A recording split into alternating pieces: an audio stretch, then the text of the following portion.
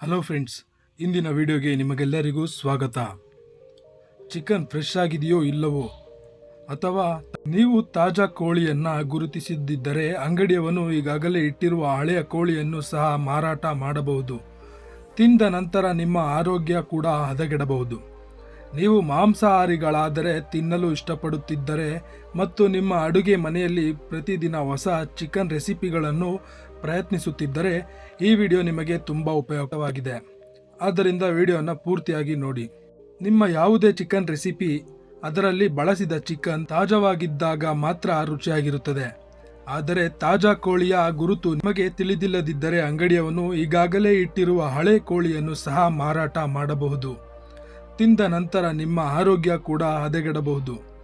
ಇಂತಹ ಪರಿಸ್ಥಿತಿಯಲ್ಲಿ ರುಚಿ ಮತ್ತು ಆರೋಗ್ಯ ಎರಡನ್ನೂ ಕಾಪಾಡಿಕೊಂಡು ನೀವು ಚಿಕನ್ ರೆಸಿಪಿಯನ್ನು ಆನಂದಿಸಲು ಬಯಸಿದರೆ ತಾಜಾ ಚಿಕನ್ ಅನ್ನು ಈ ರೀತಿಯಲ್ಲಿ ಗುರುತಿಸಬಹುದು. ಮೊದಲನೆಯದಾಗಿ, ತಾಜಾ ಕೋಳಿಯನ್ನು ಗುರುತಿಸುವ ಮೊದಲ ಸಲಹೆ ಎಂದರೆ ನೀವು ಅದನ್ನು ಮೊದಲು ವಾಸನೆ ಮಾಡಬೇಕು.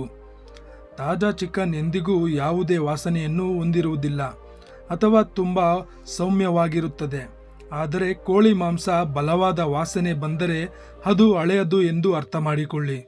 ಅದಕ್ಕಾಗಿಯೇ ಯಾವುದೇ ನಾನ್ ವೆಜ್ ಅಂಗಡಿಗೆ ಹೋದಾಗ ಯಾವಾಗಲೂ ನಿಮ್ಮ ಮುಂದೆಯೇ ಚಿಕನ್ ಕಟ್ ಮಾಡಲು ಹೇಳಿ. ಇನ್ನು ಎರಡನೆಯದಾಗಿ, ಬಣ್ಣ. ತಾಜಾ ಕೋಳಿ ಯಾವಾಗಲೂ ತಿಳಿ ಗುಲಾಬಿ ಬಣ್ಣದಾಗಿರುತ್ತದೆ. ಆದರೆ ಅದು ಹಳೆಯ ಕೋಳಿಯಾಗಿದ್ದರೆ ಅದರ ಬಣ್ಣವು ಗಾಢ ಅಥವಾ ಕಂದು ಬಣ್ಣದಾಗಿರುತ್ತದೆ. ಹೀಗಾದಾಗ ಚಿಕನ್ ಫ್ರೆಶ್ ಇಲ್ಲ ಎಂದರ್ಥ. ಆಗ ಅಂಗಡಿಯವರು ಎಷ್ಟೇ ಹೇಳಿದರೂ ಖರೀದಿಸಬೇಡಿ.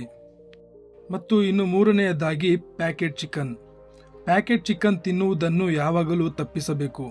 ಆದರೆ ನೀವು ಪ್ಯಾಕ್ ಮಾಡಿದ ಚಿಕನ್ ಅನ್ನು ಖರೀದಿಸುತ್ತಿದ್ದರೆ ಮೊದಲು ಅದರ ಮುಕ್ತಾಯದ ದಿನಾಂಕವನ್ನು ಪರಿಶೀಲಿಸಿ.